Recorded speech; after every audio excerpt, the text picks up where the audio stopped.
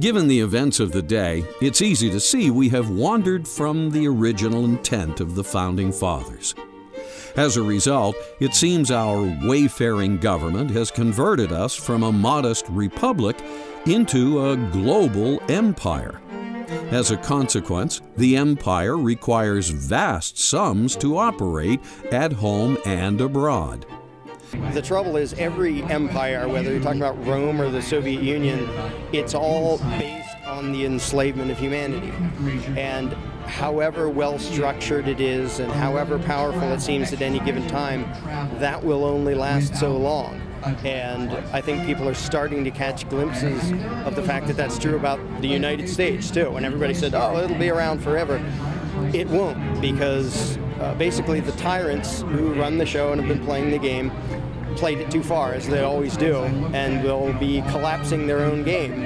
It's nice that it always goes that way, that eventually every empire collapses and gives humanity basically another chance to try freedom. Some spent at home satisfy the cultural Marxist agenda of the nanny state.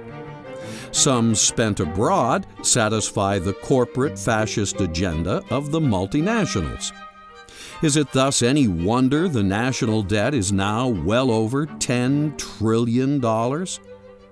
How can we do this? Do you feel the federal government has grown too big? No, I do not. I feel that it's probably not big enough given the problems that we have right now. I think it should probably be bigger. Ben Franklin might have answered this question by saying that Americans are too good-hearted. As a result, we have been overly generous to the poor and overly accommodating to the rich. All the while, we have failed to provide for the engine that keeps America strong, the middle class, those neither rich or poor. If the general welfare of the nation were high, there would be no need to tax the rich in order to provide for the poor. If the general welfare of the nation were high, there would be no need to help the poor, because they would be on their way to becoming rich. Do you feel the federal government has grown too big? Yes, I do, and I think it's continuing to get too big. National debt is too high. And of course we were paying it down until things took a U-turn somewhere about 8 years ago. The government has definitely become out of touch with we the people, because the government has now grown so much power. Right now there was an article today in the New York Times that 1 out of every $6 that people earn are from the government. There was a couple of months ago in the Wall Street Journal, there was an article that at least 40% of the people, and I can't remember the exact percentage, are some way tied on the government dole. As soon as this comes, we just become part of the government plantation. We are slaves to the government. We need the government. We are dependent upon the government for our livelihood, and the government no longer has to listen to us, because they know if we have a complaint, they can just pull some of our money, some of our resources, remove some of our handouts, and we're suddenly left in the lurch. We are fast on our way to becoming a socialist nation, similar to the former Soviet Union. A Marxist government where 100% of the citizens were employed by the state. At the same time, we are spending almost $500 billion a year on the military, more than the combined spending of the next 25 nations. I think we do spend too much on the military, but not enough on social programs.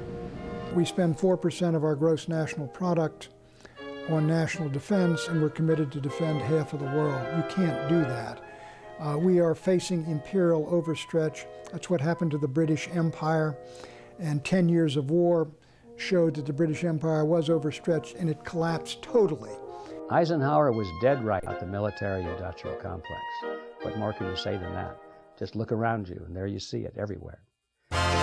As earlier discussed, lobbyists that flow money to keep certain congressmen in power have configured our laws in such a way they now benefit multinational corporations more than they benefit we the people. These used to be American companies. There were great names, famous names: Boeing, General Motors, Ford, Chrysler, GE, and others. and they're still great companies, but they're no longer strictly American companies. They're global companies. And what they want to do is produce at the cheapest price they possibly can. And where are they going to get the cheapest workers? They're going to get them in Latin America, in Mexico, in the Far East, and in China. So what these multinational companies are now doing is they are transferring their plants and their factories and their technology over where production is cheapest and maintaining completely free access to the consumers in the United States. What the transnational companies profit from is basically by getting rid of their American workers, but keeping their American consumers. And in this sense, they no longer have any kind of a loyalty to the community where they were raised, or to the states, or to the country.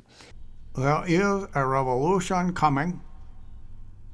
It will not be like revolutions of the past.